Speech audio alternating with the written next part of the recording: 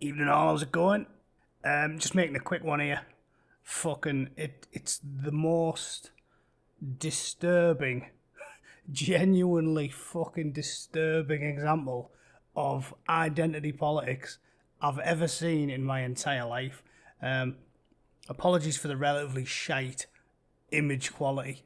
It's saved on a mobile phone because the large retail giant Claire's embarked on the dumbest fucking ad campaign in human history and then promptly deleted their post after the 99% of humanity that aren't insane, fucking crazy, identitarian, fucking. I don't even know what you'd call them. Crazy fucking bastards who seem to judge you entirely off what you happen to be rather than any of your own personality traits whatsoever. Like, it really is fucking mental. So the short version is the ad campaign involves this picture of a fucking lad. If anyone doesn't know who it is, it's some fucking child.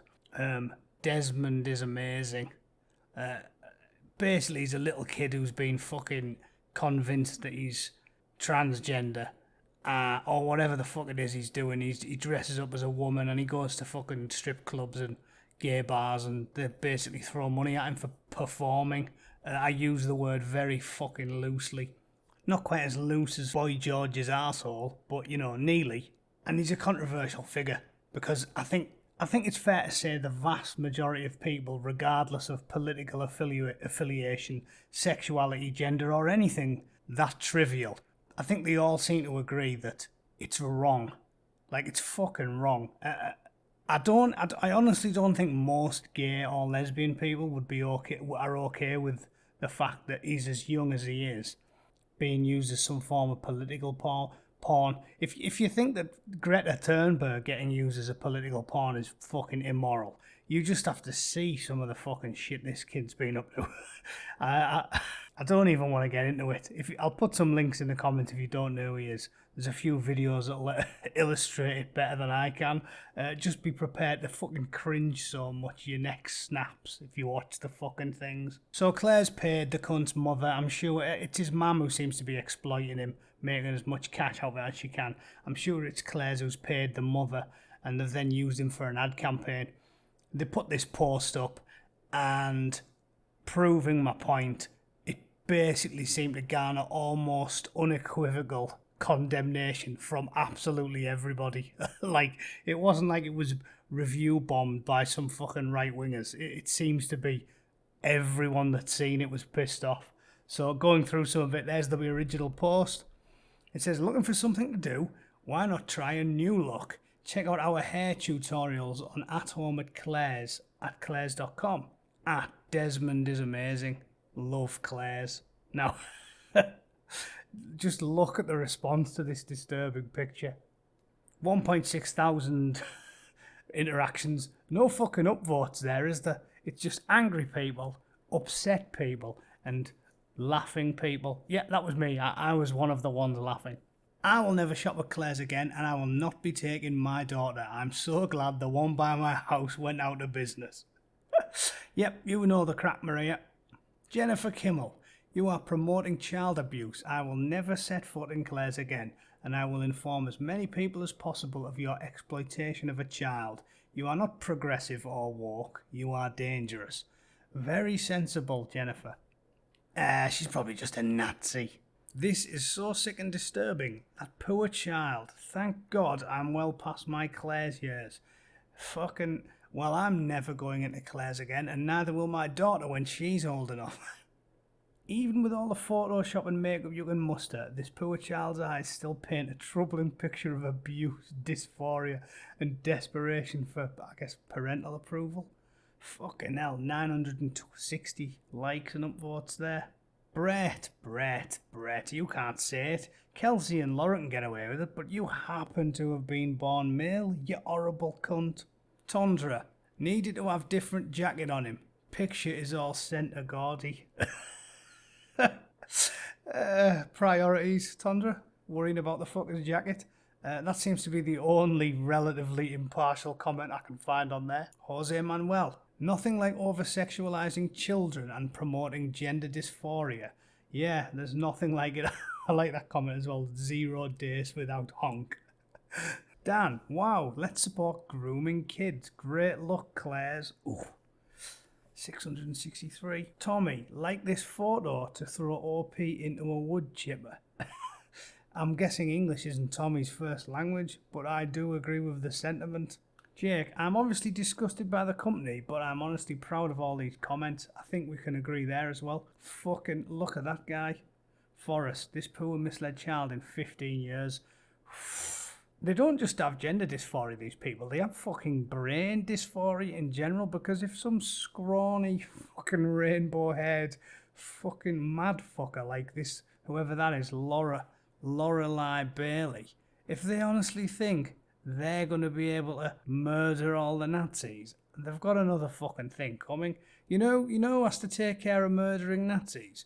Fuckers like me. Straight white fucking blokes who do a lot of fizz, get trained how to fight, and then get forced to leave their families to go and fight to save a fucking country that apparently doesn't give a fuck about them. Which reminds me of a good meme.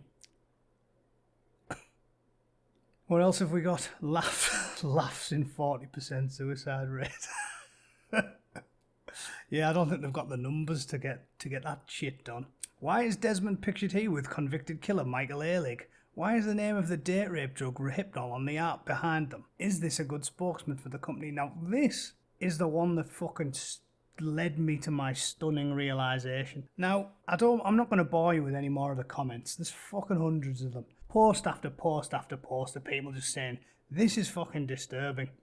You've got people who, you can tell because you click on the profile and they're obviously like left-leaning, Obama voters, gay men, fucking normal centre-left people who aren't, crazy or anything. The vast majority of them seem to be against this fucking drivel. And that's my point, where they keep talking about how Trump's going to lose to Biden. I don't see it happening, because I think that the left have gone so far to the left that they don't realise that they've turned off the majority of the people that will vote for them. And they can talk all they like about the polls, but you've got that shy conservative phenomena where the left is so aggressive. You get a lot of people who basically lie to the pollsters and say, oh yeah, I'm definitely voting for Biden. Oh, definitely, yeah. But then as soon as they get in there and there's no fucker watching and nobody knows what they're going to put on the poll, they'll go with the guy who isn't a fucking absolute psycho, identity politics, up is down and left is right fucking lunatic. And so even if you hate Trump, seriously, are you going to tell me that these fucking people who revere a fucking 9-year-old drag queen, are you going to tell me they're less delusional than Trump? Even if you think he's an absolute fucking loony and you don't believe a word he says, he's not as outright, overtly crazy as these fucking people, is he? So anyway, rest assured I'm not going through all them comments. This is the post that really made me fucking astounded. The commenter says, why is Desmond pictured here with convicted killer Michael Alig? Now, obviously I had no idea who Michael Alig was just off the top of my head. So I thought that's worth a Google. I hope Anthony David's not simply spreading some fucking conspiracy theorist nonsense. So, turns out he is a fucking actual convicted killer. Not murder. He got off on first-degree manslaughter. But frankly, that sounds like a fucking stretch, because just check this mad cunt out. It says he was a club promoter, a musician, and founded the Club Kids, New York City club goers, during the late 80s and early 90s. He killed fellow club kid Andre Angel Melendez in a confrontation over a delinquent drug debt, pled guilty to first-degree manslaughter and got 20 years in prison. Michael Alig was released on May 5th, 2014. Now, I'm not just saying he clearly got a plea deal there on a whim, because when you read the fucking story about him, he killed the guy over a drug debt, but then he hid the fucking body, and the most disturbing aspect of it is, dismembered the cunt's body. Like full-on serial killer shit. It said on the night of March 17th, Alig and his roommate killed him after an argument over a long-standing drug debt. And after his death, They didn't know what to do with the body.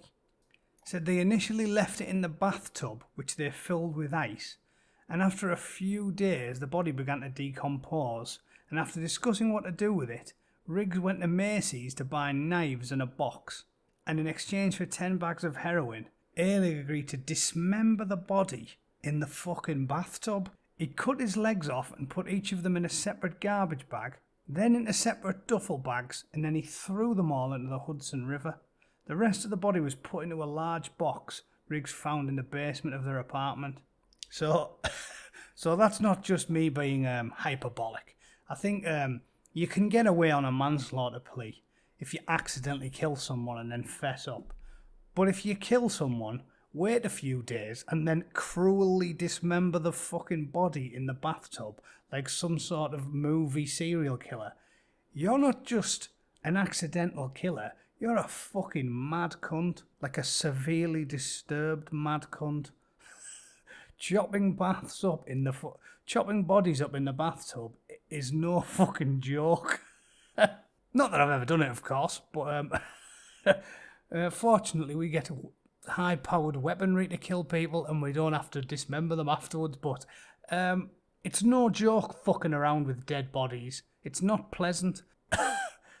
And doing it in a bathtub to a now decomposing body using a collection of knives you bought from Macy's is one of the most fucking disturbing things I've ever read for a man who was recently released on parole.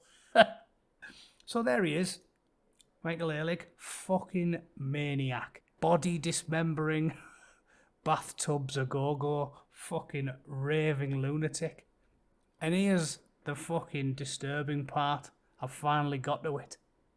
The second link down when you type his name into Google is a Guardian article. This, I'll put the link in the description. This is one of the most disturbing fucking things I have ever read in my life. Because what's completely clear from the tone and the somber picture of him is that Emma Brox and the Guardian are basically doing everything they possibly can to present the case in the most sympathetic and sentimental light possible. Like, even the headline, in big letters, "We didn't even realise he was dead." What? Was that before or after you chopped him up in the fucking bathtub? You horrible cunt. And the subheader, "Michael Alig was the darling of the New York club scene, a magnet for misfits. Then he killed a friend." So blasé about it. On his release from prison, Emma Brock unravels a story of our times. No, he murdered a bloke and cruelly dismembered his body in a fucking bathtub full of ice. It's not a story of our times, it's a harrowing tale of fucking murder and butchery. You fucking absolute psycho. Frankly, I'm worried about this cunt while I'm on. She must be fucked in the head. So I'm not going to read the whole story because I don't want to bore you if you're not interested in reading such drivel. I know there's a lot of people, more sensible and less masochistic people than me, refuse to even read The Guardian. But it was the most disturbing fucking thing I've ever read. For that reason, I keep saying all the captions, all the comments, all the commentary on the story is basically extremely sympathetic to a man who carved someone's body up in a bathtub after killing him over a drug debt. Yeah, there's a bit in there where he pissed on a young girl's head while she was a bartender, and he stood on the balcony and just ritually humiliated her like a fucking cunt. And even that, they're like, "Oh, you know, I was on drugs. You know, I'm not really a dick." Look, Alig looks contrite. Fuck me. The killing would almost certainly not have happened if they'd not been on drugs. Well, I took drugs when I was a teenager, and I didn't kill any cunt over a small debt and then chop them up in any bathtubs. There he is looking sad as well, look. There he is, and he looks haunted up there. And he looks sad and contrite there. And then look at the last fucking paragraph. When it says, "Will he choose better friends now?" It's not his fault. He had bad choice of friends. And then it ends with, "I have a hard time cutting anybody adrift because I have abandonment issues," he says. So it's one of my big problems. I don't know how to tell anyone no. He looks pained, like someone martyred by the scale of his own sensitivity. I don't want to hurt anyone's feelings. Fucking... Are you fucking pulling my pisser or what? He looks pained like someone martyred by the scale of his own sensitivity. That's a quote. Sensitivity? What? Murdering people over minor debt and then carving them up like the fucking, like Uday Hussein? Fucking hell. It's crazy. Crazy talk. So there we go. It's one of the most disturbing things I've ever read. Check it out. But it just seems to prove to me what we already knew. The mad cunts that read The Guardian are so pathologically predisposed towards anyone that fits one of their intersectional aggrieved parties, i.e.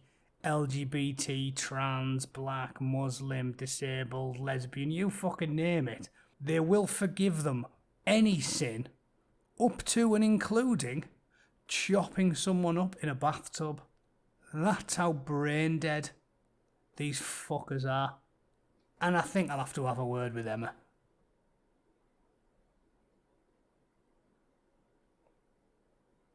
Because that beggars belief. Drug dealer, killer, butcher, arse like a broken cat flap. That's Michael Alig. And The Guardian fucking loves him.